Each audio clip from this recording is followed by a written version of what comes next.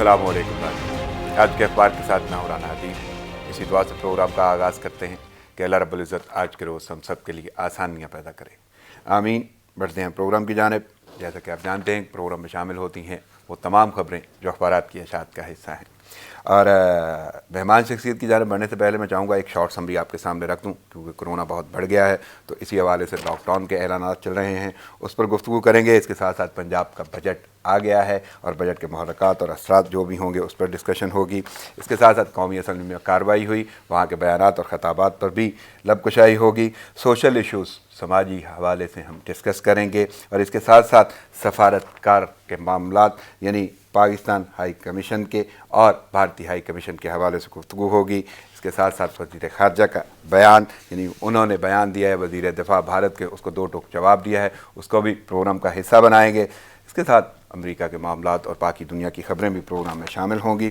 मेरे साथ इस वक्त जो मेहमान शख्सियत मौजूद हैं, सिर्फ एक जुमला बोलूँगा, लफ्ज़ों और तज्ज़िये के माहिर, तज्ज़ियाकार, एग्जीक्यूटिव डायरेक्टर न्यूज़ सच टीवी नदीम रज़ा साहब मेरे साथ मौजूद हैं। अस्सलाम वालेकुम सर। वालेकुम सलाम सर, आमद का शुक्रिया, मसरूफियत के बावजूद आपने वक्त निकाला, थैंक्स अलॉट। चलते हैं अखबारात की जान में। जैसे मैंने जिक्र किया कि कोरोना अच्छा खासा फैल गया है, यहाँ पे एक दो जुमले मैं आपके ज़रूर बोलूँगा। एक तो आपने आगाज़ में जुमला बोला था कि कोरोना रौंदता हुआ आगे बढ़ रहा है, और अब उसने रौंदना शुरू कर दिया, जो सूरत हाल यहाँ पर शिद्दत महसूस हो रही है। और उसी का एहसास करते हुए पंजाब हुकूमत, वज़ीर सेहत पंजाब यास्मीन राशिद ने कल अनाउंसमेंट की है, उन्होंने ऐलान किया है कि आज रात से लॉकडाउन शुरू हो जाएगा, इलाके सील कर दिए जाएंगे 2 हफ्ते के लिए। और फिर दूसरा जुमला अब मैं आपका बोलूँगा कि आपने आगाज़ में ये कहा था कि इन्हें जोन्स बना देने चाहिए, तो 9 जोन्स जो हैं वो हसास करार दे दिए गए। कैसे देख रहे हैं इस चीज़ को? देखिए, हमारे यहाँ बदकिस्मती से रद्द-ए-अमल के लिए हर चीज़ की जाती है, रद्द-ए-अमल में होती है। सियासत हो वो भी रद्द-ए-अमल में, पॉलिसियाँ हो वो भी रद्द-ए-अमल में। हम पहले से चीज़ें वो प्लान नहीं कर रहे होते।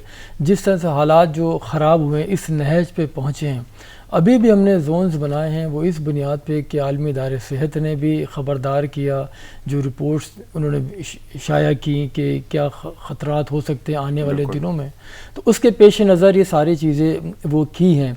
और फिर यही वजह है कि जिस तरह से कल जो प्रेस कॉन्फ्रेंस की पंजाब की वज़ीर सेहत ने यास्मीन राशिद ने, बड़ी वो झुंझलाहट का शिकार थी, जिस तरह और जैसे अल्फाज उन्होंने इस्तेमाल किए कि हम कैसे लोग हैं कि हम समझ ही नहीं पा रहे हैं, हम इसको संजीदा ले ही नहीं रहे हैं कि कोरोना है क्या चीज़, ये किस तरह से लोगों को मुतासिर कर रहा है, उसके बावजूद लोग एहतियात नहीं कर रहे। तो ये सारी चीज़ें थी जिसकी बुनियाद पर ये हम यहाँ तक पहुँचे हैं। अगर हम शुरू से ही, जब 26 फ़रवरी को पहला केस आया था और उससे पहले जो पड़ोसी ममालिक ने ख़बरदार कर दिया था कि एहतियाती तदाबीर इख्तियार कर ली जाएँ, लेकिन हम उसी में रहे कि कुछ नहीं है, ये तो कमज़ोर वायरस है और इसी कैटेगरी का है, ये नुकसान नहीं पहुंचाएगा, नज़ला ज़ुकाम होगा और ये ख़ुद ठीक हो जाएगा। हॉस्पिटल्स के ऊपर ना रश बढ़ाया जाए, पैनिक में कोई ना आए। अब हम कैसे कह सकते हैं कि लोग संजीदा नहीं हो रहे और जाहिल लोग हैं जो तरह तरह की बातें कर रहे हैं सोशल मीडिया के ऊपर, टोटके इस्तेमाल किए जा रहे हैं, टोटे दिए जा रहे हैं कि इस तरह के एहतियाती तदाबीर इख्तियार करें और ये खाएं वो खाएं फ़लानी चीज़ें खाएं। उससे फ़ायदा सिर्फ ये हो रहा है कि जो ज़ख़ीरा अंदोज़ हैं उनको फ़ायदा हो रहा है मुख्तलिफ़ चीज़ों से, जिन अशिया के नाम लिए जा रहे हैं 12 सोशल मीडिया के ऊपर, वो बना के चीज़ें डाली जा रही हैं। वही चीज़ें जो 2 रुपए की मिलती थी वो 2000 में मिलने लगी हैं, यही फ़ायदा हो रहा है उनका। लेकिन आवाम का सरासर नुकसान है, क्योंकि आवाम को भी चाहिए था कि वो एहतियात करें, उन्होंने एहतियात नहीं की। उनका वो भी कसूरवार हैं ही, उतने कसूरवार हैं जितनी हुकूमत है, जिस झुंझलाहट का शिकार आज हो रहे हैं। अगर पहले से एहतियाती तदाबीर के ऊपर पासदारी कराई जाती, जो कि ख़ुद को करनी चाहिए थी पहल हमेशा, तो फिर बेहतरी आ सकती थी। लेकिन बहरहाल अब हमें इसको सीरियस लेना होगा। लेकिन नदीम साहब, आपको नहीं लगता कि बयानात जो आ रहे थे हुकूमत की जानिब से, अगर मुआवने खुसूसी सेहत की बात की जाए, तो बहुत सारी ऐसी सूरत हाल का सामना रहा कि किसी चीज़ को वो कहीं पर रोकते हुए नज़र आते हैं, बाद में इम्प्लीमेंट करवा रहे हैं, और वो हालांकि SOPs का हिस्सा थी, वो ज़रूरी चीज़ें थी, जैसे मास्क का हम जिक्र कर लेते हैं। तो ये बयानात ने कहीं आवाम को झुंझला के तो नहीं रख दिया या उसकी अहमियत खो दी? देखिए, यही वजह है जो मैंने कहा, हम शुरू से यही कह रहे हैं कि हम ایک لائن ہم نے نہیں پکڑی، بار بار ہم لائنیں چینج کرتے رہے اپنی، آج کچھ کہا کل کچھ کہا، اگر کوئی اسٹیپ لے بھی رہا ہے تو اس کو بھی تنقید کا نشانہ بنایا جاتا رہا. تو اس لیے ہم حالات یہاں تک لے کر آئے ہیں گو کہ اب جس طرح سے وزیر اعظم بھی کہہ رہے ہیں اور وزراء بھی کہہ رہے ہیں کہ حالات ٹھیک نہیں ہیں، بے شک حالات ٹھیک نہیں ہیں اور عوام اس کو سنجیدہ نہیں لے رہے ہیں. بات یہ ہے جو ڈاکٹرز جو اول روز سے پریس کانفرنس کر رہے تھے، ان کے خدشات تحفظات جو تھے وہ بالکل ہو بہو وہی سچ ثابت ہو رہے ہیں. اور جب عالمی ادارے صحت نے خبردار کیا، وہ فگرز اناؤنس کی، اچھا وہ فگرز ہمارے پاس بھی تھیں جو برطانیہ سے ریلیز کی گئی یونیورسٹی سے، وہ ہمارے پاس بھی تھیں، ہم نے نہیں آن ایئر کی. وہ اس لیے آن ایئر نہیں کی کہ اس سے معاشرے میں ایک پینک پھیل جاتا، لوگ پریشان ہو جاتے. لیکن کیا کریں کہ ہمارے وزراء جو ذمہ دار ہیں، جو عوام کے نمائندے ہیں، وہ خود ہی اپنے منہ سے کہہ رہے ہیں کہ لاکھوں لوگ متاثر ہوں گے اس سے، ہم نے احتیاط نہیں کی تو اگست تک یہ صورتحال ہو جائے گی. وہ فگرز ہمارے پاس پہلے سے موجود تھیں لیکن کسی بھی میڈیا نے اس کو نشر نہیں کیا. دیکھیں اگر یہی چیز میڈیا نشر کر دیتا تو ان کے پاس نوٹس بھی آ جاتا کہ آپ نے یہ اچھا نہیں کہ مفاد عامہ میں. تو اور جب وزراء اپنے منہ سے کہہ رہے ہیں کہ معاشرے میں جو پینک وہ خود پھیلا رہے ہیں تو ایسے اس کا کیا کیا جائے گا کہ آپ جب وزیر کہہ رہے ہیں ذمہ دار شخصیت جو حکومت کی ترجمانی ان کے پاس اچھے خاصے تو جب وہ اپنے منہ سے کہہ رہے ہیں کہ لاکھوں لوگ متاثر ہوں گے تو عوام کا پھر کیا حال ہوگا، عوام کا کیا حشر ہوگا کہ وہ پھر پینک نہیں پھیلے گی، ہاسپٹل پہ رش نہیں بڑھے گا جو اب آپ کر رہے ہیں. سب سے اہم بات تو یہ ہے کہ وہ جو خوف ہے نا وہ پینیٹریٹ کر رہا ہے قوم میں کہ اتنا عرصہ گزر گیا اس میں کوئی ایسی صورتحال نہیں تھی کہ آپ اس کی سنگینی بیان کرتے، اس کے وجوہات بیان کرتے، اس کی گمبھیر صورتحال کو. یہ بالکل یہ چلتی رہے گی، اول روز سے یہی باتیں ہو رہی ہیں. لیکن ہمیں اب آگے کی طرف بڑھنا پڑے گا کیونکہ اس سے موت کا خوف اس میں کوئی شک نہیں ہے کہ ہر کسی سر پہ منڈلا رہا ہے. اچھا یہی نہیں، اس سے اب نفسیاتی مسائل جو ہیں وہ شدت اختیار کر کے جا رہے ہیں. بالکل پہلے بھی ہو رہے تھے مسائل، نفسیاتی مسائل تھے، چڑچڑاہٹ پہلے بھی ہوا کرتی تھی. پہلے دوسری وجوہات تھیں، گھروں میں لڑائیاں، سڑک کے اوپر ٹریفک میں ہارن کا بجنا اور سگنل پہ کھڑے ہو جانا، کبھی کسی کی طرف سے مسائل آ رہے تھے. لیکن آج جو مسائل ہیں اور جو نفسیاتی مسائل جو شدت اختیار کر رہے ہیں وہ کرونا کی وجہ سے.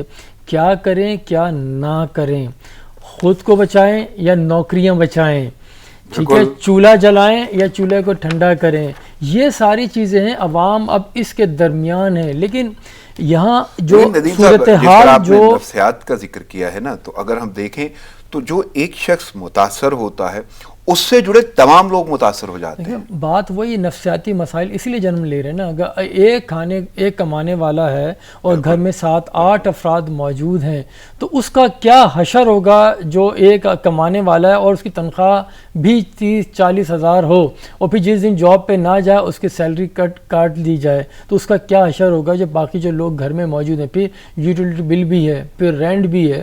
تو یہ وہ ساری چیزیں ہیں جس سے نفسیات پہ اثر پڑ رہا ہے اور حالات مزید خرابی کی جانب پیش قدمی کریں تیزی کے ساتھ وہ بھی.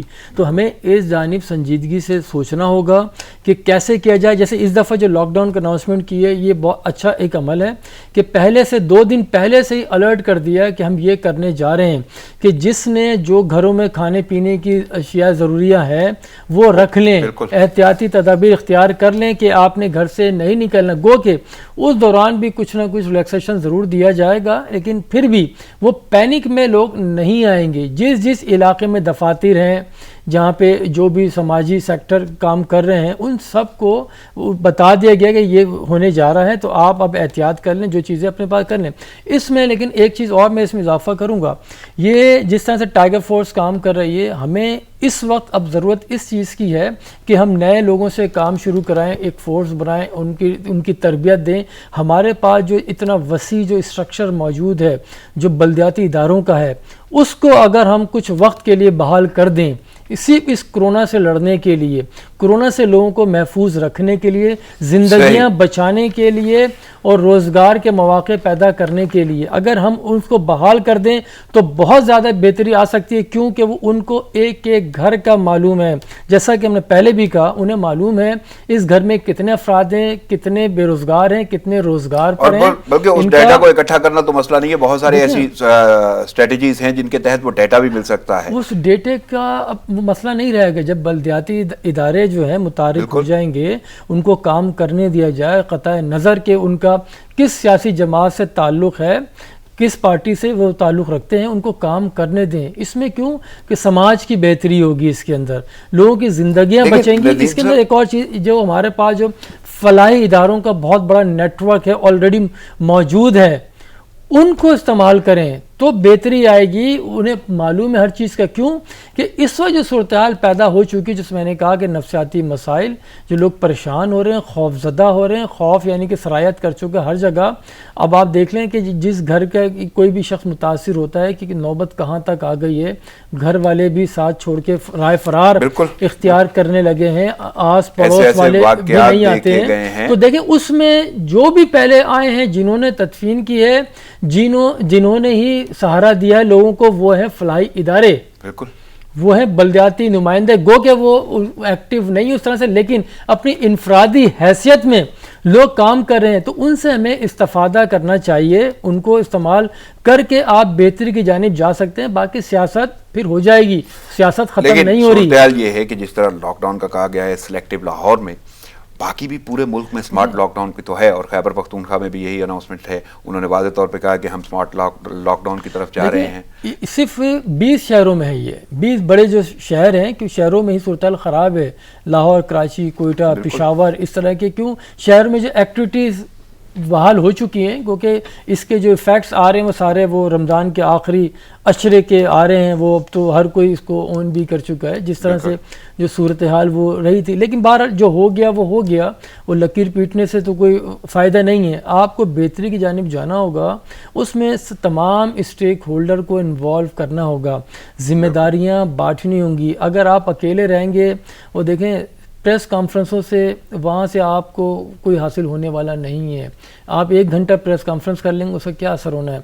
اثر وہ ہوگا کہ جو زمین پہ لوگ موجود ہیں, وہ لوگوں کے ساتھ جن کے روابط ہیں, تعلقات ہیں, وہ بہتری کی جانب لے آ سکتے ہیں, لوگوں کو آمادہ کر سکتے ہیں کہ آپ احتیاطی تدابیر اختیار کریں, آپ کے جو مسئلے مسائل ہیں ہمیں بتائیں, کوشش کریں گے کہ اس کو حل کیا جائے, تبھی آپ بہتری کی جانب جا سکتے ہیں. ادروائز ایسا نہیں ہوگا. کیوں دیکھیں یہی لاک ڈاؤن کا عالمی ادارے صحت نے کہا تھا کہ لاک ڈاؤن آپ کو کرنا پڑے گا 15 دن کا. انہوں نے یہی کہا تھا, آف اینڈ آن آپ نے جانا پڑے گا, 15 دن کریں پھر ایز کریں.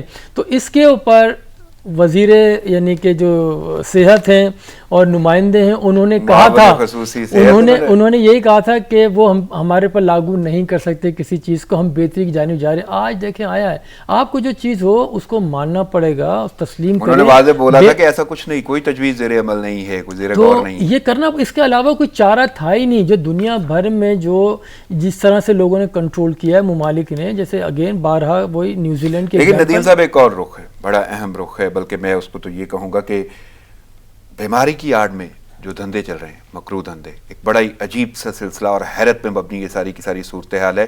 وہ جذبات کے حوالے سے کہہ لیں, حصوں کے حوالے سے کہہ لیں, جو مرضی اس کو نام دیں آپ, لیکن جو شخص کورونا سے صحت یاب ہو گیا, اس کا پلازما استعمال ہو سکتا ہے اور کسی دوسرے کی جان بچ سکتی ہے. اب ایک طرف تو لیاقت شعبانی ہیں, بلوچستان کے ترجمان ہیں حکومت کے, انہوں نے اپیل کی لوگوں سے کہ وہ اپنا پلازما عطیہ کریں. لیکن اوورال جو زبان زد عام جو صورتحال نظر آ رہی ہے, وہ پلازما کو بیچنے کا ایک مکروہ اور گھناؤنا دھندا شروع کر دیا گیا ہے. آپ دیکھیں نا, لوگ آخری وقت تک جو ہے نا ہٹس کو نہیں چھوڑ رہے. یہ کسی کو نہیں معلوم کہ کب کیا ہو جائے کس کے ساتھ. بالکل.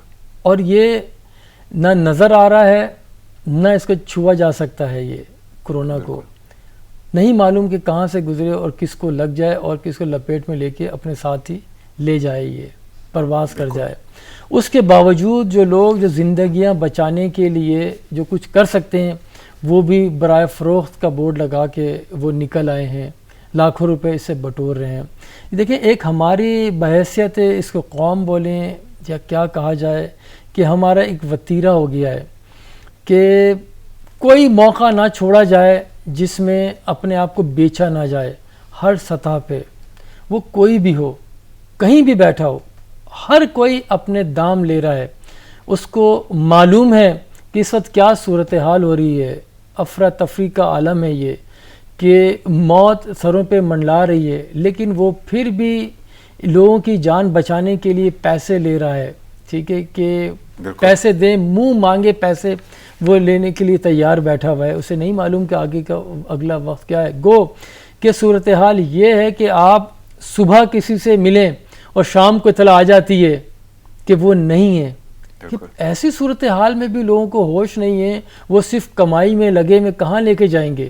آپ کے پاس کسی بھی قسم کا خزانہ ہو تب بھی آپ نے خالی ہی جانا ہے, کچھ بھی نہیں رہنا ہے. تو یہاں اس صحت سے جڑی ہر چیز میں, ہر سطح پہ, وہ چھوٹا طبقہ ہو یا بڑا طبقہ ہو, پالیسی ساز ہوں یا نیچے ان کے نمائندے ہوں, سب اپنے اپنے دام لگا رہے ہیں, سب اپنی اپنی حیثیت کے مطابق اپنا حصہ نکال رہے ہیں. تو اسی لیے دیکھیں نا, یہ ہمیشہ میں نے بارہا کہا ہے کہ اوپر سے ہی چیزیں نیچے آتی ہیں, ایسا نہیں ہوتا کہ نیچے سے اوپر چیزیں جاتی ہیں. تو ہر کوئی دیکھ رہا ہے اس وقت جو صورتحال ہے اسپتالوں کی ہو. ندیم صاحب بڑے باریک نکتے ہیں. خوف کا عنصر لیکن بیماری کا لوگوں کے اندر پایا جاتا ہے. انہیں اپنی موت کا بھی ہے, دوسروں کے بارے میں بھی سوچ رہے ہیں, گھر کے افراد کے بارے میں بھی سوچ رہے ہیں, لیکن دوسری جانب خوف خدا کا کوئی کانسیپٹ. دیکھیں نا, خوف خدا کا کانسیپٹ کہاں سے ہوگا. وہ یہی چاہ رہے ہیں کہ ہم دائمی طور پہ شاید یہیں رہنا, ہم نے وہ کسی کا نہیں پتہ, اگلے لمحے کا نہیں پتہ, اور منصوبہ بندی جو ہماری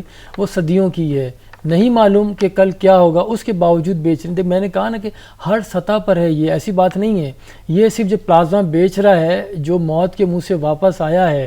دیکھیں نا, آپ یہ دیکھیں کہ جب انسان آخری لمحات میں بولتا پوری جائیداد بھی لے لیں, اس کو زندگی دے دیں, تو اس طرح اس کیفیت سے وہ واپس آنے والا شخص وہ مزہ چکھ کے آ رہا ہے, اس کے باوجود وہ اتنا محو ہے دولت میں کہ وہ اپنا پلازما بھی جو ہے وہ لاکھوں روپے کے عوض دے رہا ہے. آگے کا نہیں معلوم کہ کب تک رہے گا. تو باہر یہ وہ ساری چیزیں ہیں. معاملہ تو سب سے اہم یہ ہے کہ اللہ نہ کرے کسی شخص کو بھی جو بھی ڈونیٹ کر رہا ہے, عطیہ کر رہا ہے, اسی کو پھر ضرورت پڑ گئی. دیکھیں بات وہی ہے, اس کا کچھ نہیں معلوم, سب کو پتہ ہے. وہی بات ہے نا کہ سب کو معلوم ہے کہ موت جو ہے وہ امانت ہے, اس میں خیانت نہیں کی جا سکتی. اس کے باوجود یہ سب کچھ ہو رہا ہے. میں نے کہا نا کہ صحت سے جڑی چیزوں کا جتنی تیزی کے ساتھ اس وقت مافیا سرگرم ہے, شاید پہلے نہیں تھا. مختلف چیزیں, یہ ادوار آتے رہتے ہیں. تو یہ جو دور ہے یہ صحت کے شعبے کا دور ہے. یہ اس سے منسلک, اس سے جڑی جتنی چیزیں اگر آپ دیکھیں, ایک ایک کر کے کاؤنٹ کریں ہم,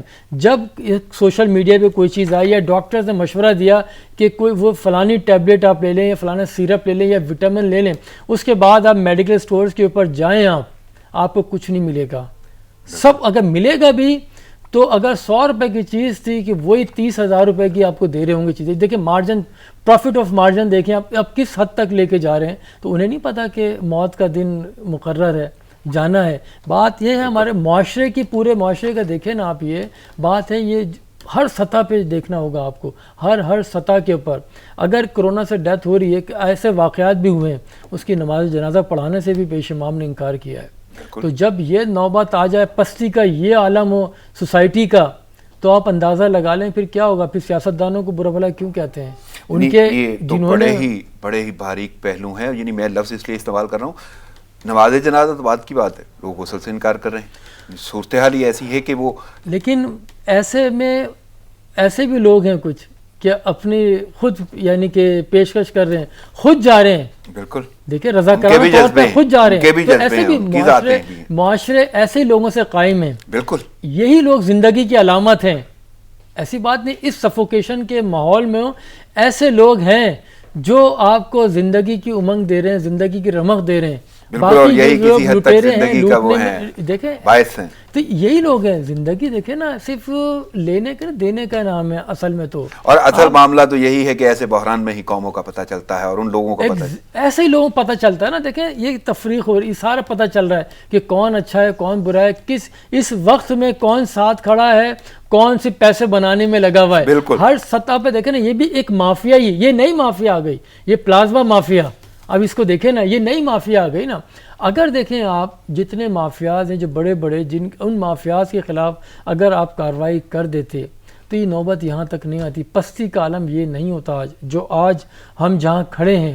ہر آدمی, وہ میں نے کہا کہ دام لگا رہا ہے. اس کی بنیادی وجہ یہ ہے کہ وہ دیکھ رہا ہے, آئے روز اخباروں میں پڑھتا ہے, ٹی وی پہ دیکھ رہا ہوتا ہے کہ فلانے وزیر نے, فلانے شخص نے اتنے اربوں خربوں کرپشن کی, اس کو کچھ بھی نہیں ہوا, وہ آرام سے بیٹھا ہوا, مقدمہ بھی لڑا جا رہا ہے, سب کچھ ہو رہا ہے, اس کو کوئی کچھ نہیں کر رہا. صورتحال تو ایسی, اور عوام کی بے حسی بھی اپنی جگہ برقرار ہے, اور ایسا ہی ہے, معاملات تو گمبھیر ہوتے جا رہے ہیں. اور بالکل. میں ایک جملہ, یعنی آپ کا پیغام ضرور چاہوں گا کہ ایسی صورتحال میں آپ کا کیا پیغام ہے کہ حکومت اپنی جگہ پہ ٹھیک ہے, وہ آپ کو ایس او پیز دے رہی ہے, باقی معاملات بتا رہی ہے, احتیاط دیکھیں ذاتی. اس میں عوام کا پاس ہے, ابھی عوام کے پاس ہے ہر چیز. اب حکومت کے پاس اب کچھ نہیں رہا, اب عوام کے پاس ہے. اب عوام نہیں کرنا ہے, عوام نہیں بچنا ہے, اب نہیں رہا. دیکھیں حکومت نے پہلے جو پالیسی بنانی تھی اس وقت اس کی روک تھام ہو سکتی تھی. اب جو روک تھام ہونی ہے وہ عوام نے خود ہی کرنی. عوام کو خود ہی اپنے آپ کو ہی بچانا ہے, اپنی فیملی کو بھی, اپنے معاشرے کو بھی. انہی کے ہاتھ میں, آپ کے, میرے اور یہ سب کے جو ہیں لوگ, ان سب کے ہاتھ میں ہے کہ وہ زندگی کو کس طرح سے محفوظ رکھ سکتے ہیں, اپنی بھی اور دوسروں کی بھی. کیوں کہ صرف اور صرف اب احتیاط ہی اس کا وہ ہے علاج, باقی کچھ نہیں. پہلے شاید اگر ہم احتیاطی تدابیر شروع میں کر لیتے تو یہ نوبت نہیں آتی. یہی وجہ ہے کہ ڈاکٹرز کو ابھی بھی وقت ہے کہ ڈاکٹرز کو لائیں, بنسبت اس کے کہ وزراء کی پریس کانفرنس کرائیں. ہم ہر شہر کے جو اس ماہر ڈاکٹرز ہیں ان کو بٹھائیں, ان کی بات میں دیکھیں اثر بھی ہوگا. ضمناً سوال یہ ہے کہ حکومت کو پھر آپ کہاں دیکھ رہے ہیں؟ یعنی ابھی تک کوئی اسٹریٹجی یا جتنا ہم نے دورانیہ گزارا اس میں کسی حد تک وہ اسٹریٹجی نہیں بن پائی. اگر کچھ آپ نے کیا تو امپلیمنٹ نہیں کرا پائے, اور اب تو عوام پہ ہی آ گیا سب کچھ. تو حکومت کہاں دیکھیں حکومت اپنی سطح پہ اب جو انہیں کرنا ہے وہ کر رہی ہے, اور یہ lockdown, smart lockdown وہ کر رہے ہیں. جیسے پہلے کہا تھا ہم نہیں کریں گے, لیکن کرنا پڑ گیا, مجبوری ہے. بہرحال یہ تو اقدامات حکومت کی طرف سے ہو رہے ہیں, پہلے بھی ہوئے تھے, ان کا بھی لاک ڈاؤن کا نتیجہ ہم نے دیکھا کہ کیا تھا, کیا رہا اس کا. لیکن بہرحال 100% اب جو ہے وہ عوام کے ہاتھ میں ہے. وہ جس طرح سے چاہیں اپنی زندگی کو خطرے میں بھی ڈال سکتے ہیں, اسے اس خطرے سے محفوظ بھی رکھ سکتے ہیں آنے والے دنوں کے لیے. تھوڑی سی احتیاط کر لیں, زندگی پھر اسی طرح سے رواں دواں ہو سکتی ہے. ایسی بات نہیں ہے. ندیم صاحب لیکن معمولات زندگی تو چل رہے ہیں. ہم نے دیکھا وفاق نے بجٹ پیش کیا, اور اب کل پنجاب نے بجٹ پیش کیا. پنجاب پاکستان کا سب سے بڑا صوبہ آبادی کے حوالے سے بڑی اہمیت کا حامل تھا. یہ بجٹ 240 ارب کا بجٹ تھا, اور اس میں بھی ٹیکس فری کے حوالے سے پیش کیا گیا. ان کا کہنا ہے اسی کے نام پہ ہے, لیکن تنخواہیں اور پینشن وہاں پہ بھی نہیں بڑھی. باقی ٹیکسز میں کمی ضرور ہے, لیکن سرکاری ملازمین, یہ معمولات, اس کے علاوہ اگر ہم شادی ہالز, ہوٹلز, میڈیکل, تعمیراتی, تفریحی شعبوں کے لیے ٹیکس میں کمی ہے. یعنی کیسے دیکھ رہے ہیں اس بجٹ کو بھی, پنجاب کے بجٹ کو؟ دیکھیں غیر معمولی حالات میں یہ وہی معمول کا ہی بجٹ ہے, جس طرح سے بجٹ آتے رہے سارا, اور وہی عوام دوست یعنی حالات غیر معمولی ہیں. آپ کا جملہ بڑا قابل غور ہے, غیر معمولی حالات میں معمول کا بجٹ وہی عوام دوست بجٹ ہے جو ہم دیکھتے آ رہے ہیں, سنتے آ رہے ہیں. کبھی ایسا نہیں ہوا پاکستانی تاریخ میں کہ کسی بھی گورنمنٹ نے اس جو بجٹ پیش کیا ہو اس کو عوام دوست بجٹ نہ کہا. ہمیشہ سے یہی رہا ہے. تو میں اسی لیے کہہ رہا ہوں کہ غیر معمولی حالات میں معمول کا ہی بجٹ ہے, وہ وفاق کا ہو یا صوبوں کا ہو, جس بھی صوبے کا آئے گا وہ عوام دوست بجٹ ہی ہوگا. کیوں کہ ماضی میں بھی یہی رہا ہے, جو بھی حکومت ہوتی ہے وہ ہمیشہ عوام دوست ہوتی ہے. جو اپوزیشن جو ہوتی ہے وہ اس کے برخلاف اس کو ریجیکٹ کرتی ہے. اس کا یہی چیز ہم دیکھتے ہیں. لیکن ایک چیز اور اس کے اندر, لیکن اپوزیشن جو ہے اسی طرح سے ابھی بھی اپوزیشن نے مسترد کیا وہ, لیکن جیسے باہر ہو کے ممالک میں ہوتا ہے, ہم مثالیں بہت دیتے ہیں, بڑی انداز سے ایسا انداز سے مثالیں دیتے ہیں. کیا کبھی اپوزیشن جماعت نے کوئی شیڈو بجٹ بنایا؟ صرف تنقید برائے تنقید تو کر رہے ہیں. کل بھی کی, آج بھی کی، آئندہ بھی کرتے رہیں گے. لیکن آپ نے کبھی سوائے تنقید کے یہ پیش کیا کہ اس مد میں اتنی پینشن بڑھنی چاہیے تھی، اس مد میں اگر آپ اضافہ کرتے، ٹیکس لگاتے یا جنریٹ کرتے، آمدنی جنریٹ کرتے تو وہاں سے نکالتے، وہ مینز آپ کو دینے چاہیے تھے، گو کہ نہیں دیتے. تو وہی بات ہے، معمول ہی کی چیزیں ساری چل رہی ہیں. آپ تو لفظ تنقید استعمال کر رہے ہیں، لیکن یہاں پہ تو رخ اور ہی ہو جاتے ہیں، احتجاج ہو جاتا ہے. اور جو صورتحال ایوانوں میں ہم دیکھتے ہیں، ایوانوں کے اندر دیکھیں آپ، کل بھی یہ صورتحال وہی مافیا کے نعرے، چور چور چور، مافیا چور، گندم اور یہ شوگر کے نعرے لگ رہے ہوتے ہیں. یہ ماضی میں بھی یہی رہا ہے، میں نے کہا نا. لیکن اب تو آپ نے ایک جملہ بولا، غیر معمولی حالات. ایوان میں بیٹھے نمائندوں نے بھی ایس او پیز کا خیال نہیں کیا. جو صورتحال بات وہی ہے، میں دیکھیں بحیثیت قوم دیکھیں آپ، اس میں اگین وہی بات ہے نا کہ جو لیڈران ہیں، قوم بھی ان کی وہی ہے. اسی قوم نے اپنی جیسے بندے انتخاب کر کے وہاں بھیجے، ٹھیک ہے. تو اسی طرح کی چیزیں چل رہی ہیں. جبھی میں کہہ رہا ہوں کہ غیر معمولی حالات میں وہی معمول کا بجٹ، معمول کا احتجاج، ساری چیزیں اسی طرح سے چل رہی ہیں. اگر اپوزیشن کو بھی عوام کا اتنا خیال ہوتا تو ہر مد کے حساب سے اپنا بجٹ پیش کرتے، بتاتے یہ گورنمنٹ کا بجٹ ہے، یہ ہمارا بجٹ ہے، تو اس طرح پیش کرتے تو پھر مزہ بھی آئے، لوگ بھی بولیں. صرف تنقید برائے تنقید برائے اصلاح ہونی چاہیے تھی. آپ اپنی تجاویز تو دیتے، وہ تجاویز کا کبھی بھی ایک یہ نہیں ہوا ہمیشہ سے. یہ پنجاب کا بجٹ بھی آپ کو یعنی معمول میں نہیں، آگے بھی عوام دوست ہے. ایسا یہ 3 بجٹ اور آگے آئیں گے، وہ بھی عوام دوست ہی ہوں گے. بالکل. عوام کے خلاف کب کس نے کام کیا؟ کس گورنمنٹ نے کام کیا ہے؟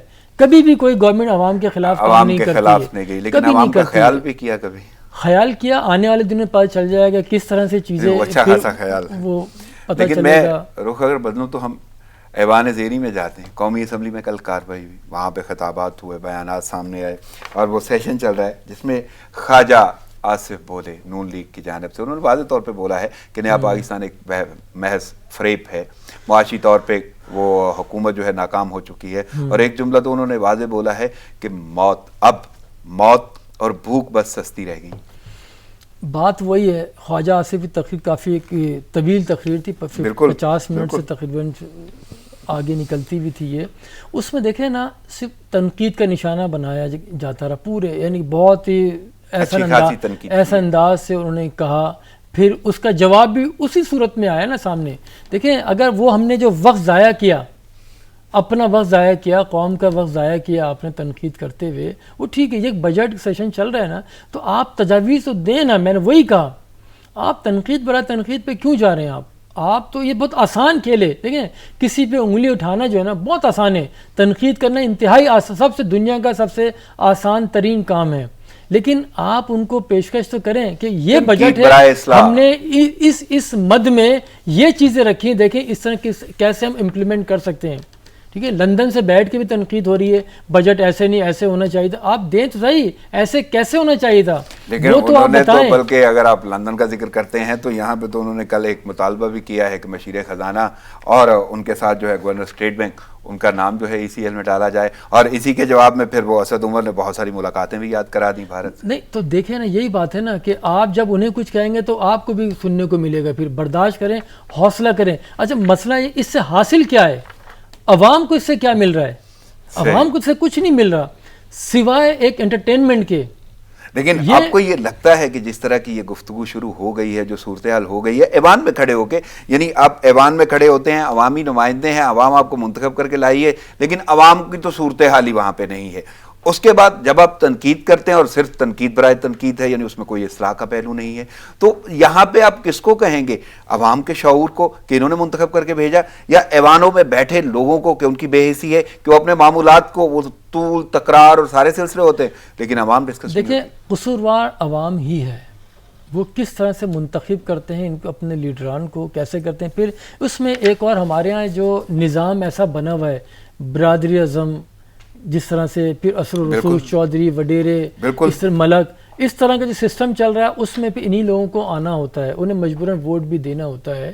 لیکن اکثریت جو ووٹ دے رہے ہوتے ہیں عوام، وہ احتساب نہیں کرتے. احتساب تو کرے نا, وہ خود بھی کچھ نہیں کرتے سوال. جب تک آپ سوال نہیں کریں گے یہ صورتحال ایسی رہے گی. قومی اسمبلی کے اندر دیکھیں, قومی اسمبلی میں قانون سازی ہونی چاہیے اپنے عوام کی بہتری کے لیے, ملک کی بہتری کے لیے, ملک کی تعمیر و ترقی کے لیے.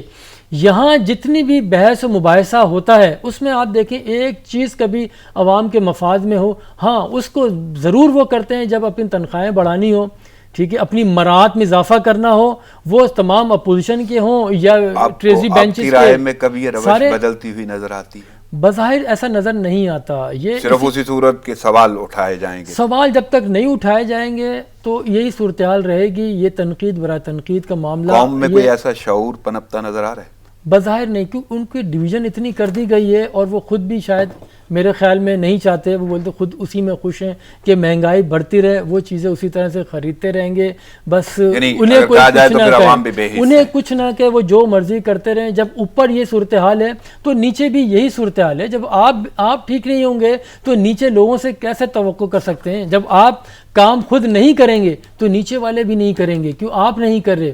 آپ نے اپنی مثال قائم کرنی ہے نا. تو نیچے لوگوں کا قصور اسی طرح سے ہے. وہ جب تک ان سے سوال نہیں کریں گے یہ اسی طرح سے چیزیں اسمبلی کے اندر ہوتی رہیں گی. وقت اپنا بھی ضائع کریں گے, قوم کا بھی اور ملک کا بھی وقت ضائع کرتے رہیں گے. لیکن کل کیونکہ جو سیشن چل رہا ہے اس میں ایک مکالمہ بھی ہوتا رہا خواجہ آصف کا ان کے ساتھ, اسپیکر قومی اسمبلی, اور انہوں نے بعد ایک جملہ بولا, مڈل کلاس آدمی ہوں, پارٹی نے مجھے اسپیکر بنایا ہے. لیکن عوام کے ذہنوں میں ایک سوال تو آتا ہے نا, کیا واقعی قومی عہدوں پر آنے کے لیے کچھ لین دین کا کانسیپٹ؟ دیکھیں یہ ساری چیزیں ایک لقمہ انہوں نے اس میں دیا ہے اپنی پارٹی کے اس سے, تو یہ صورتحال چلتی رہے گی. جب تو عوام کو اپنا رویہ بدلنا ہوگا, ان کو احتساب کا عمل یاد دلانا ہوگا. صرف یہ نہیں کہ ووٹ کے لیے گھروں پہ آ جائیں اس کے بعد کوئی ان کو دیکھے ہی نہیں. جو سول ادارے ہیں یہ دیکھیں نا, ان کے نمائندے ہیں, کر کیا رہے ہیں. یہ غیر معمولی حالات کے اندر عوام کی داد رسی کے لیے کس نے کیا کیا؟ صرف اپنی بحث کر رہے ہیں. آپ دیکھیں اپوزیشن والے ہوں یا گورنمنٹ والے ہوں, صرف اپنے ایک دوسرے پہ الزامات لگا رہے ہیں اپنے آپ کو بری ذمہ قرار دینے کے لیے. اور دیکھیں کس ٹھاٹ سے تقریریں ہو رہی ہوتی ہیں. آپ ہی دیکھیں لہک لہک کے مسکرا کے تنقید ایک دوسرے کے اوپر کی جا رہی ہوتی ہے. کبھی پیپر کے اشارے کیے جاتے ہیں, کبھی انگلیاں اٹھائی جاتی ہیں کہ برداشت کریں. ٹھیک ہے, تو ایسا تھوڑی معاملہ چلتا ہے, ایسے ملک نہیں چلا کرتے ہیں. عوام کا کیا حال ہے, موت جو ہے منڈلا رہی ہے اور آپ اسمبلی کے اندر صرف ایک دوسرے کی کرپشن کی باتیں کر رہے ہیں. یہ نہیں کہ کرونا سے نمٹنا کیسے, معیشت کو سنبھالا کیسے دینا ہے. آپ کی معیشت کا کیا حال ہو گیا, جیم ہو کے رہ گئی ہے, ٹیکس کلیکشن صفر ہو گئی ہے, آپ مائنس میں جا رہے ہیں. اس کے باوجود یہ جو بجٹ کے حوالے سے آپ نے جملہ بولا کہ شیڈو بجٹ نہیں لا پائے آج تک, ہماری اپوزیشن تنقید کرتی رہتی ہے, انہوں نے کسی بھی مسئلے کا حل دیا ہے؟ تنقید کبھی نہیں دیا. دیکھیں شیڈو بجٹ صرف کراچی میں ایم کیو ایم دیا کرتی تھی, ٹھیک ہے, وہ بھی ایک فرضی طور پہ ان کا ہوتا تھا, لیکن ایک ایٹ لیسٹ کچھ نہ کچھ پیش کرتے تیاری کرتے تھے. لیکن کسی بھی قومی سطح کی کسی بھی جماعت نے آج تک اس طرح سے پیش نہیں کیا. صرف تنقید سے مسئلہ حل نہیں ہوتا. اگر آپ نے تنقید کرنی ہے اس کے پیرالل جو ہے آپ بنا کے دیں کوئی چیز, آپ نے نہ دینی ہے اور نہ ان کو کام کرنے دینا ہے, ایسے تو مسئلہ حل نہیں ہوتا ہے. لیکن ندیم صاحب ایک اور سلسلہ اگر میں گفتگو کے دوران ہی مجھے آپ کی موجودگی سے میں فائدہ اٹھاؤں گا کہ اگر عوام کا ہی ہم نے رویہ دیکھنا ہے تو سماجیات میں اگر چلے جائیں, سماجی زندگی کے حوالے سے بات کرتے ہیں, تو کل ہم نے ایک اور خبر دیکھی, ایک دن پہلے ہم نے خبر دیکھی بھائی نے بھائی کو مار دیا, اس میں جائیداد کے تنازع بھی ہیں, گھریلو معاملات بھی. دیکھیں یہ اسی طرح سے چل رہا ہے نا جائیداد. یہ یہاں پہ جو ہے نا لالچ جو ہے یہ لوگوں کو پنپنے نہیں دے رہی ہے.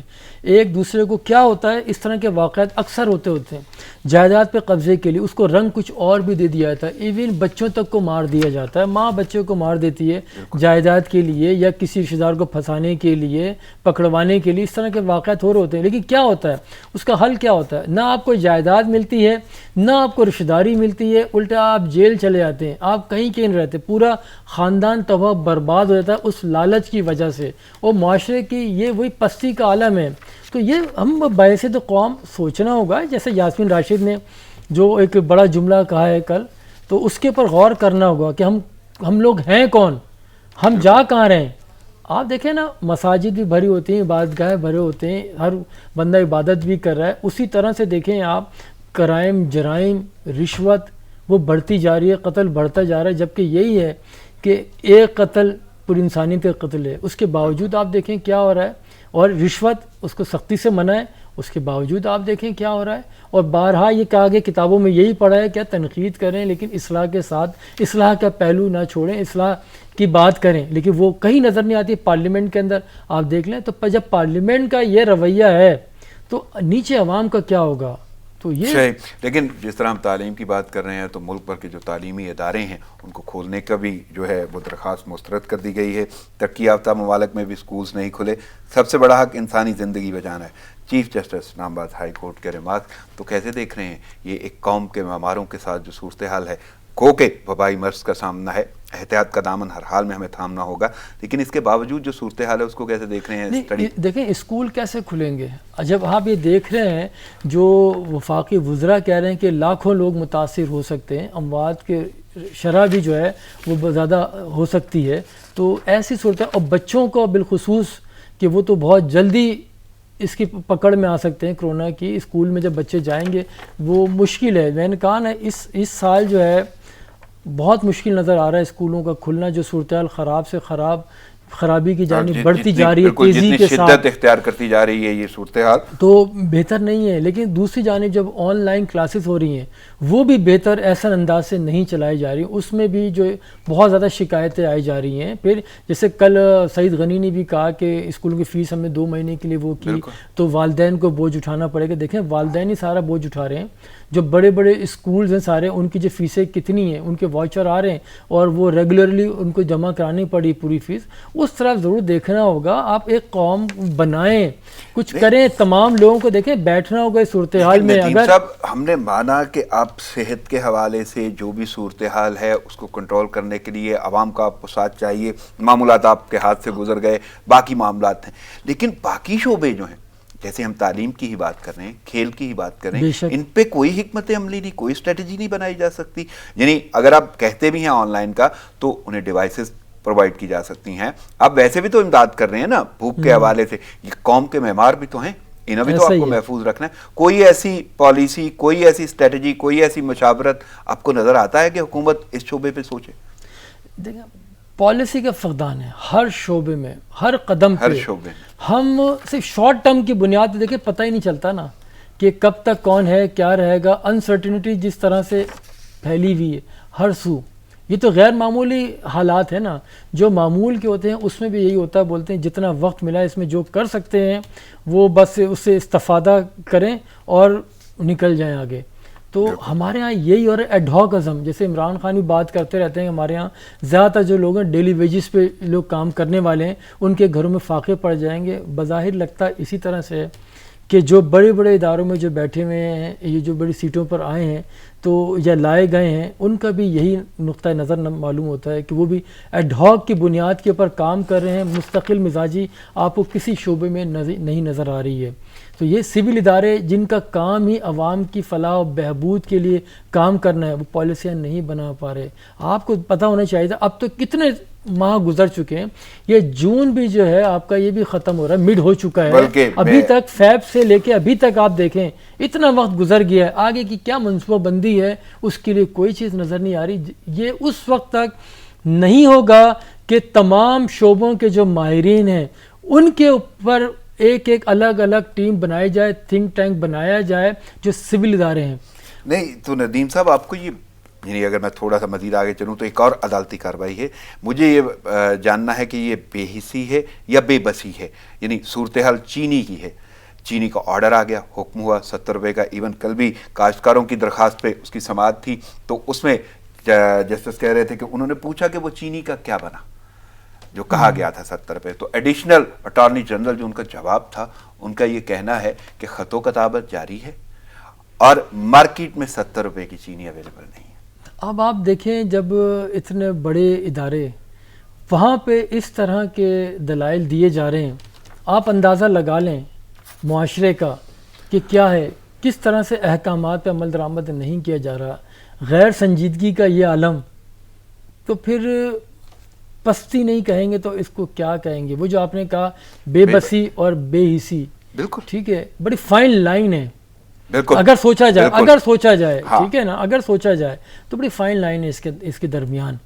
تو ہم نہیں نکل پا رہے ہیں، ہم جکڑے ہوئے ہیں، ہم چاہتے ہوئے بھی اس سے علیحدہ اپنے آپ کو نہیں کر پا رہے ہیں، اس سسٹم کو نہیں توڑ پا رہے ہیں، وہ اسٹیٹس کو جو ہے برقرار ہے. جو چیزیں ہوتی ہیں اس کو پائے تکمیل تک نہیں پہنچاتے، آدھے راستے میں چھوڑ دیا جاتا ہے. وہ یہی وجہ ہے جو بگاڑ اس حد تک ہو چکا ہے. کہیں تصحیح کہاں سے کریں گے؟ کہیں سے تو آپ کو کرنی پڑے گی، لیکن وہ نہیں ہو پا رہی ہے. اتنی رکاوٹیں ڈال دی جاتی ہیں کہ جو بظاہر صحیح. لگتا ہے کہ آسان کام ہے، اس کو اتنا ہی مشکل بنا دیا جاتا ہے کہ کوئی سوچ بھی نہ سکے.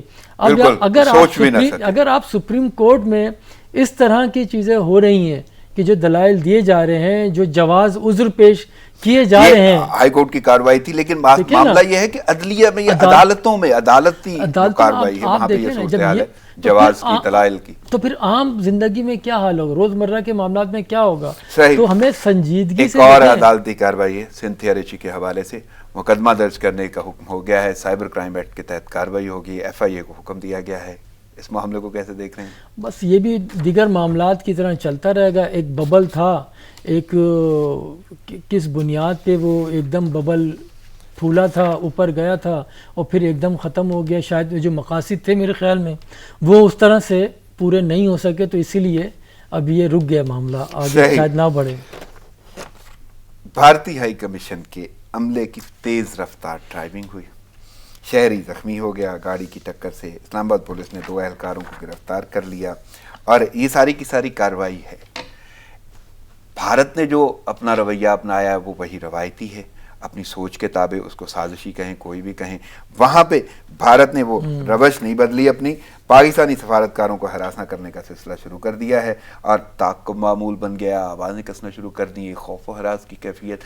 آخر کیسے دیکھ رہے ہیں اس بھارت کی سوچ کو ہر حوالے سے؟ میرے پاس اتنے پہلو ہیں، اگر میں انہیں لمحہ بلمحہ یا ترتیب سے بالترتیب بھی اگر بیان کروں تو ہر ایک میں بھارت کی ایک عجیب سی سوچ، ہٹ دھرمی، مکروہ چہرہ، مکارانہ انداز، سازش، یہ سب کچھ نظر آتا ہے. تو اس معاملے کو کیسے دیکھ رہے ہیں؟ دیکھیے یہ بھی کافی عرصے سے چلا آ رہا ہے. نئی دلی میں جس طرح سے انہوں نے پاکستانی ہائی کمیشن کے جو ملازمین ہیں، جو سفارتی عملہ ہے، جو سفارتی آداب ہیں، اس کی خلاف ورزی کرتے ہوئے کس طرح سے ان کا تعاقب وہاں پہ کیا جاتا ہے. گو کہ ابھی جو لیٹسٹ جو ہوا ہے وہ تو اسلام آباد میں جس طرح سے ان کے ہائی کمیشن کے جو افراد ہیں انہوں نے اس تیز رفتاری کے باعث ایک شہری کو زخمی کیا اور راہ فرار اختیار کرنے کی کوشش کی، لیکن وہ ناکام بنا دی گئی. تو اس کے جواب میں وہاں پھر جا کے وہ تعاقب کرنا شروع کیا، جو گو کہ پہلے بھی کیا تھا. اس طرح سے معاملات کبھی گھیراؤ کر لیا جاتا ہے ہائی کمیشن کا، نہ آنے جانے کی اجازت دی جاتی، تقریبات ملتوی کر دی جاتی ہیں. تو یہ سلسلہ مستقل چلتا آ رہا ہے. اور یہاں جو اسلام آباد میں جو واقعہ ہوا ہے، یہ بھی دیکھیں نا، ایسے حالات کے اندر آپ نے واقعہ اس کو کیا، لیکن پاکستان نے بھی دیکھیں سفارتی آداب کو احترام کرتے ہوئے کس طرح ان کو پھر چھوڑا بھی، ساری کارروائی کر کے بتا دیا کہ ایسے کوئی بھاگ نہیں سکتا، یا کوئی اتنی اندھی نہیں لگ رہی ہے کہ کوئی ایکسیڈنٹ کرے اور نکل جائے. اس میں کوئی بھی ہو، قانون کے کٹہرے میں اس کو لایا جاتا ہے. یہ باور کرا کے مقدمہ درج کر کے پھر بھی، یعنی یہ آن دا ریکارڈ بات ہے. لیکن بھارت نے اس کو جو رنگ دیا ہے نا کہ جو گم ہو گئے ان کے اہلکار اور انہیں سمجھ نہیں آ رہا، اور اس کے بعد جو پاکستان کے اہلکاروں کے ساتھ، سفارتکاروں کے ساتھ سلوک کیا جا رہا ہے، یہ تو انتہائی، یعنی ویانا کنونشن کی حوالے سے دیکھ لیں، آپ پوری دنیا کے آداب اور سفارتی آداب کو اگر دیکھ لیں، وہ ایسا ہی ہے. وہ مستقل بنیادوں پہ ان چیزوں کو کر رہے ہیں. دیکھیں وہ جو مودی کی جو پالیسیاں، جو غلط پالیسیاں ہیں، اس کو چھپانے کے لیے اس طرح کے ہتھ کنڈے، جو ہندوتوا کا جو نظریہ ہے، یہ مسلمانوں کے جو خلاف چیزیں کرنا تاکہ ہندوؤں کے اندر جو ہے ایک ہلچل مچائی جائے. وہ جو وہاں کی جو پالیسی ہیں، جو معیشت تباہ برباد کر دی گئی ہے، اس سے نظریں ہٹانے کے لیے اس طرح کے وہ کیے جاتے ہیں. لیکن ابھی راہل گاندھی جو ہے وہ مستقل نریندر مودی کے خلاف وہ باتیں کر رہے ہیں کہ ملک کا کیا اشر کر دیا، غلط پالیسی کی وجہ سے معیشت جو ہے بالکل کا پہیہ جیم ہو کر رہ گیا ہے، اموات حد سے زیادہ بڑھتی جا رہی ہیں. جو لاک ڈاؤن کیا اس کے جو اثرات ہیں وہ آنا شروع ہو گئے ہیں. اس کے باوجود جو ان کا مقامی جو میڈیا ہے, جو قوم پرست انتہا پسند میڈیا ہے, وہ ابھی بھی مودی کے ساتھ کھڑا ہے. دیکھیں راہل گاندھی مسلسل یہ کہہ رہے ہیں کہ یہ مودی جو ہے, جو اپنے آپ کو عالمی لیڈر تصور کرتے ہیں, عالمی لیڈر گردانتے ہیں, جب عالمی رہنماؤں کے ساتھ تصویریں کھنچواتے ہیں, کس طرح سے گرم جوشی سے ملتے ہیں, اور وہ تصاویر جو ہے میڈیا کے اوپر, سوشل میڈیا کے اوپر وائرل کرتے ہیں, وہ اسی میں خوش ہیں کہ میں عالمی لیڈر ہوں. لیکن جو ملک کے اندر جو حالات ہیں کسی عالمی ملک کی طرح کے نہیں ہیں, انتہائی پستی کی جانب وہاں کے سارے حالات و واقعات اس طرف جا رہے ہیں کہ لوگ بھوکوں مر رہے ہیں, وہاں پہ علاج بھی نہیں کیا جا رہا لوگوں کا. بلکہ ندیم صاحب میں تھوڑا سا اگر رخ بدلوں, آپ نے واضح طور پہ بتا دیا کہ راہل گاندھی کیا سوچ رہے ہیں, اور وہ وہاں کی سیاسی قیادت ہے, اور وہ قیادت اچھا خاصے انداز میں ریفلیکٹ کر رہی ہے. لیکن بھارتی وزیر خارجہ نے بیان دیا کہ کشمیری ان کے ساتھ ہیں, اور وہ معاملے کیوں انہوں نے ڈسکس کیے کہ غیر مستقل ممبر سیکورٹی کونسل کے حوالے سے وہ ایک جتن کر رہے ہیں, یا مصروفیت ہے, کوششیں جاری ہیں, ہر حوالے سے وہ اپنے آپ کو بہتر کرنے کی کوشش کر رہے ہیں, اور یہ بیان دے دیا. اس کے جواب میں وزیر خارجہ شاہ محمود قریشی نے ایک جملہ بولا جو واقعی بڑا واضح کرنے والی بات ہے, لیکن میں آپ کی رائے چاہوں گا, تھوڑی سی اس پہ گمبھیر صورتحال ہے. انہوں نے ایک جملہ بولا کہ سری نگر میں مجھے اور عمران خان کو جانے کی اجازت دے دیں, دودھ کا دودھ اور پانی کا پانی ہو جائے گا. ایسا ہی ہے بالکل اسی طرح سے وہاں پہ جس طرح سے سری نگر میں کیا آپ دیکھیں نا, بنگلور میں جو پاکستان زندہ باد کے نعرے لگائے گئے تھے, تو کیا یہ کم ہے؟ تو وہ آواز باختہ ہیں ان چیزوں سے. وہ اسی لیے منفی پروپیگنڈے کے اوپر اتری ہوئی گورنمنٹ ہر سطح کے اوپر, کہ دیکھیں جب کانگریس بڑی پارٹی ایک ہے, اقتدار میں رہی ہے بھارت میں, ان کا کافی اثر و رسوخ ہے اور رہا ہے, وہ جب اس طرح کی باتیں کر رہے ہیں, لیکن وہ جو میڈیا ہے جو کوئی کوسچنز نہیں کر رہا, ان پہ سوالات ہی نہیں اٹھا رہا. وہ راہل گاندھی یہ پاکستان نہیں کہہ رہا, یہ انڈیا کی بڑی جماعت کے بڑے لیڈر کا کہنا ہے, راہل گاندھی کا, جو قوم پرست سیاسی قیادت بول رہی ہے. دیکھیں نا, جو قوم پرست میڈیا ہے وہ سوالات نہیں اٹھا رہا, وہ مودی سے سوال نہیں کر رہا ہے یہ معیشت کب اٹھے گی, جو معیشت بیٹھ چکی ہے کئی دہائیوں تک نہیں اٹھ سکے گی, اس پہ کوئی سوال نہیں اٹھا رہا. جو عالمی یعنی کہ دنیا کی سب سے بڑی جمہوریت کے دعوے دار ہیں, تو اس کی قیادت ایسے شخص کے ہاتھ میں ہے جو نہ صرف اپنے ملک کو تباہ برباد کر رہا ہے, جبکہ پڑوسی ممالک میں بھی حالات خراب کرنے کی کوششیں کر رہا ہے. وہ دیکھیں, میں تو راہل گاندھی کو کوٹ کر رہا ہوں, نہ شاہ محمود قریشی کو, نہ عمران خان کو. راہل گاندھی وہ کہہ رہے ہیں, ریفلیکشن ہے جو بھارت کی سیاسی قیادت سے آ رہا ہے. راہل گاندھی کہہ رہے ہیں جو لداخ میں جو کچھ ہوا ہے, اور نیپال کی جو گورنمنٹ نے کر لیا ہے, چھوٹا سا ملک نیپال, تو اس کے اوپر بھی اور کس طرح سے وہ ہوگا. یہ مودی ملک کو کہاں لے کے جا رہے ہیں, یہ ان کی اپنی قیادت کہہ رہی ہے, یہ کوئی پاکستانی نہیں کہہ رہا. نیپال کے بعد یعنی بھارت کی وہ جو کیڑ بھبکیاں اور سوچیں, وہ دعوے اور سارے کے سارے ایک دم سے دھڑام سے نیچے نہیں آ گئے سب. راہل گاندھی راہل گاندھی کی بات کر رہا ہوں میں, یہ پاکستان کی بات ہی نہیں کر رہے ہم. یہ راہل گاندھی سوالات اٹھا رہے ہیں کہ بھارت کو یہ کہاں لے کے جا رہے ہیں. بھارت کبھی اس طرح سے نہیں رہا جہاں بھارت کو یہ نریندر مودی لے کے چلے گئے. جب عالمی قیادت سے ملاقاتیں کرتے ہیں تو سب کچھ بھول جاتے ہیں, کس طرح سے اپنے آپ کی پروجیکشن کر رہے ہوتے ہیں. ان کی جماعت اور ان کا جو میڈیا ہے, جو میڈیا کے جو ایک سیکشن ہے, وہ مسلسل ان کو پروموٹ کر رہا ہوتا ہے, لیکن جو حالات و واقعات ملک ہیں وہ اس میڈیا کو بھی نظر نہیں آ رہے. ان کے اپنے راہل گاندھی کا بیان آپ کو اس کا کوئی ریفلیکشن کیا نظر آتا ہے یا ریاکشن کیا نظر آتا ہے؟ نہیں, یہ دیکھیں نا, عوام انڈیا کی آواز ہے, انڈیا کے عوام کی آواز ہے, یہ جو ایک سیاسی لیڈر اٹھا رہے ہیں. کیونکہ یہ مودی کے خلاف ڈائریکٹ براہ راست جو بول رہے ہیں وہ کوئی پاکستانی تو نہیں بول رہا, کوئی نیپال کا شہری تو نہیں بول رہا, کوئی چینی تو نہیں بول رہا. بالکل یہ تو اس طرح سے ہیں. یہ جس سے ملتے ہیں صرف اپنی پروجیکشن کر رہے ہیں, اور ملک کو اس کا بھاری نقصان اٹھانا پڑ رہا ہے ان کی حرکتوں کی وجہ سے. اور ملک آنے والے وقتوں میں ٹکڑوں میں بدلتا ہوا نظر آ رہا ہے. وہ جو علیحدگی تحریکیں چل رہی ہیں اس کا تو کیا, وہ تو سب کے علم میں ہے. اس میں کوئی شک نہیں کہ راہل گاندھی کا بیان جو ہے نا ہر حوالے سے بڑی اہمیت کا حامل ہے.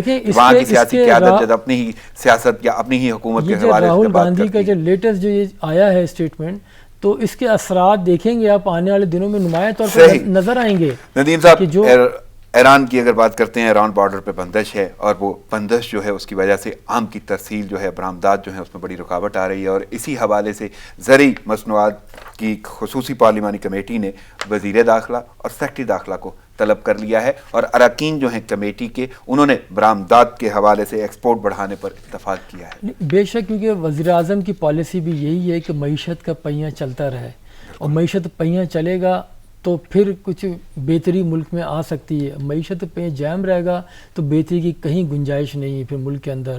تو اسی وجہ سے یہ توقع کی جا سکتی ہے، جو سرحد جو بارڈر بند کیا ہوا ہے، جو وہاں پہ عام کے جو ٹرک کھڑے میں ہیں، 300 سے زیادہ ٹرک بتائے جاتے ہیں کھڑے، تو وہ ان کی جانے کی اجازت دی جائے، یہ ترسیل ہوگی تو پھر پیسہ آئے گا ملک میں۔ ادروائز وہاں پہ کھڑے ایک تو تاجروں کا بھی نقصان ہو رہا ہے اور ملک کا بھی نقصان ہو رہا ہے۔ جو یہاں پہ بھی لوگ نہیں کھا پا رہے ہیں، وہ باہر بھی نہیں جا پا رہا ہے، وہ صرف سڑ رہا ہے۔ تو اس کی بہتری کی سے آج توقع کی جا رہی ہے کہ شاید کوئی فیصلہ، بہتر فیصلہ ہو سکے تاکہ سرحد کھلے اور یہ امپورٹ ایکسپورٹ جو ہے وہ پھر دوبارہ سے بحال ہو سکے گی۔ ندیم صاحب، کرکٹ پہ ایک سوال مجھے کرنا ہے کیونکہ ٹیم جا رہی ہے انگلینڈ کے حوالے سے۔ یہ صورتحال ایسی ہے، وہاب ریاض نے کل بولا کہ ریڈ یا وائٹ بال سے کوئی فرق نہیں پڑتا، اب پاکستان کی نمائندگی کر رہا ہوں میں، یہ میرے لیے اعزاز کی بات۔ تو میں تھوڑا سا نا تفصیلاً، آپ کا انٹرسٹ ہے، آپ نے اچھا خاصا کرکٹ کو آپ بڑا گہرا حوالے سے دیکھتے ہیں، کرکٹ کہاں نظر آ رہی ہے آپ کو؟ اور یہ ٹور اسپیشلی انگلینڈ کا یہ طویل ٹور ہوگا؟ دیکھیں، میں پہلے بھی کہا، اس کا سارا وہ ہے، اس کے انحصار کے آگے کرونا کا ہوتا کیا ہے، یہ آگے ابھی ہے وقت پاکستان کی ٹیم کی بھی جانے میں، پھر وہاں پہ کرنٹائن بھی ان کو کرنا ہے۔ جو بظاہر جو صورتحال نظر آ رہی ہے کہ حالات و واقعات جو ہیں وہ اس قابل نہیں ہیں کہ کچھ چیزیں بحالی کی جانب بڑھ سکیں، گو کہ یہ تو خالی اسٹیڈیم کے اندر ہی میچ ہو رہے ہیں، لیکن ہمیں امید کرنی چاہیے شاید ہو جائیں، لیکن جو زمینی حقائق ہیں وہ اس کے برخلاف ہیں۔ آپ نے وہ دور تو دیکھا ہے کرکٹ کا، روشن دور پاکستان کے حوالے سے، پاکستان کے کھلاڑی مایاناز کرکٹرز، اس میں چاہے بالنگ کا شعبہ آپ لیں چاہے بیٹنگ کا شعبہ لیں، میں صرف اس پہ تھوڑی گفتگو چاہوں گا کہ آپ کو کیا لگتا ہے پاکستان کے جڑے ہوئے وہ تمام ٹائٹلز، وہ تمام نام، وہ کرکٹ، اس کو آپ یاد کر کے اور اب کی جو صورتحال ہے اس کو کیسے دیکھتے ہیں؟ دیکھیں، پہلے 11 کھلاڑی ایک ٹیم بن کے کھیلتے تھے، کپتان ہو، بالر ہو، کیپر ہو، فیلڈر ہو، بیٹسمین ہو، سارے پاکستان کے لیے کرکٹ کھیلا کرتے تھے۔ وہ اسی لیے اسٹار بنے، تمام ٹائٹل ایک وقت تھا کہ پاکستان میں تھے، تمام star bowler, star batsman, keeper Pakistan کے ہوا کرتے تھے، ٹاپ 10 میں آیا کرتے تھے، یا ٹاپ 10 بھی چھوڑا، ٹاپ 5 میں آتے تھے، ٹھیک ہے۔ آج پاکستان کا کوئی نہیں ہے، کیوں کہ ہم نے اتنی ڈویژن، میں نے کہا نا کہ اثر جو ہے نا ٹاپ قیادت کا ہی ہوتا ہے ہر سطح کے اوپر، وہ تجارت ہو یا اسپورٹس ہو یا کوئی بھی چیز ہو، کلچر ہو، یہ اوپر سے آتا ہے، یا کرپشن ہو یا مافیا کا راج ہو، یہ سب اوپر سے چیزیں نیچے سرائیت کرتی ہیں، اوپر سے پانی نیچے ہی آتا ہے۔ تو اسی طرح سے کرکٹ ٹیم کا بھی حال ہے، گو کہ 11 کھلاڑی ایک ٹیم کے کھیل رہے ہوتے ہیں، لیکن سب انفرادی کھیل کھیل رہے ہوتے ہیں، سب اپنے آپ کو بچانے کے لیے کھیل رہے ہوتے ہیں۔ کیوں، کون کس کی پرچی کیا ہے؟ جب ایک ہی طرف آپ سارے اختیارات ٹیم کے اٹھا کے تمام عہدے ایک ہی جگہ رکھ دیں گے تو پھر کیا ہوگا؟ ایک ہی شخص کو اگر سیاہ سفید کا مالک قرار دے دیں گے تو پھر کیا ہوگا؟ جب ٹیم میں سلیکشن کا معیار کچھ اور ہو جائے گا تو پھر اس کے نتائج پھر یہی نظر آئیں گے۔ میں ندیم صاحب، کیونکہ آپ نے وہ پورا دور دیکھا ہے کرکٹ کی بحالی کا بھی اور بلکہ پاکستان کے نام کا، میں چند نام، اگر فضل محمود کی بات کرتے ہیں تو وہ ٹیسٹ کرکٹ میں واضح طور پہ 10-11 وکٹیں لے لیا کرتے تھے، وسیم اکرم کی بات کرتے ہیں تو وہ ہیٹ ٹرک 2 بار وہ کر چکے ہیں، ٹیسٹ کے حوالے سے، ون ڈے کے حوالے سے بڑا نام۔ اگر ہم وقار یونس کی بات کرتے ہیں تو Guinness book of world record کا حصہ رہے وہ، اس میں انہوں نے سب سے زیادہ تیز ترین 100 وکٹیں لیں۔ ہم اگر شعیب اختر کی بات کرتے ہیں، تیز ترین ڈیلیوری، اور اگر ہم بیٹنگ کی بات کرتے ہیں تو سعید انور جنہوں نے ورلڈ ریکارڈ بیٹ کیا تھا ون ڈے کا، جاوید میاں بہت بڑا لیجنڈ، یعنی یہ نام ہوتے ہوئے اب آپ کو مزید آگے کچھ نظر آتا ہے؟ آپ کے پاس اس وقت کون سا فاسٹ بالر ہے جو ایک ہی اسپیل کے اندر 7 سے 8 اوور کنٹینیو کرا سکے؟ آپ کے پاس کون سا ایسا بیٹسمین ہے جو پورا دن کریز کے اوپر کھڑا رہ کے اسکور کر سکے؟ تو پھر کہاں سے آپ توقع کر سکتے ہیں کہ جب ان کے ذہن میں یہی ہوگا کہ اپنے جگہ بنانی ہے، اپنا ایوریج ٹھیک کرنا ہے، تو پھر پھر وہ اس طرح کے کوئی بیٹسمین نہ بن سکتے ہیں نہ بالر آپ کو بن سکتے. دیکھیں پہلے وقار یا وسیم ایک ساتھ جب بالنگ کرایا کرتے تھے, ٹھیک ہے, 2 ڈبلیوز کرایا کرتے تھے, یا ایک اینڈ سے وقار وسیم یا دوسرے ثقلین ہوتے تھے, تو وہ کمبینیشن دیکھیں نا, آخری کے جو 10 اوور ہوتے تھے وہ ون ڈے میں بھی 40-50 رن سے زیادہ نہیں جاتے تھے, گو کہ انہی 10 اوورز میں پاکستان ٹیم 100 رنز بھی بناتی تھی, ٹھیک ہے. تو یہ ڈفرینس ہے. آج آپ کے ایک ہی اوور میں 18-20 رن 24 رن بن جاتے ہیں, تو پھر کہاں سے صورتحال بہتر ہوگی؟ جب آپ کو دیکھیں یکسوئی کی ضرورت ہے, ٹیم کی ضرورت ہے, ٹیم کی, یا انفرادی, ہر انسان جو بھی بالر ہو یا بیٹسمین ہو وہ انفرادی حیثیت میں کھیل رہا ہوتا ہے, وہ ٹیم کے لیے نہیں کھیل رہا ہوتا, کہ ان پہ بے جا دباؤ, بے جا توقعات اس طرح سے وابستہ کر لی جاتی ہیں. پھر کوئی وہ بیٹسمین یا بالر بھی ایک اننگز یا ایک اسپیل کے بعد وہ اپنے آپ کو ہیرو گردانتے ہیں, تو اس کی وجہ سے ٹیم بھی نہیں بن پا رہی, نہ بالر آپ کے پاس آ پا رہے ہیں اور نہ بیٹسمین آ پا رہے ہیں. اس میں آپ کو بہتری اس وقت لا سکتے ہیں کہ جب مستقل مزاجی آپ کی ہو, ادروائز یہاں پہ بھی ایڈاک ازم پہ چلائیں گے, نہ ٹیم بن سکے گی نہ بیٹسمین نہ کھلاڑی. ندیم صاحب وقت کی قلت کے بعد مجھے اجازت لینا ہوگی, آپ کی آمد کا بہت شکریہ. ناظرین پروگرام کا وہ ختم ہوا چاہتا ہے, مجھے اجازت دیجیے, دعاؤں میں یاد رکھیے گا. اللہ نگہبان.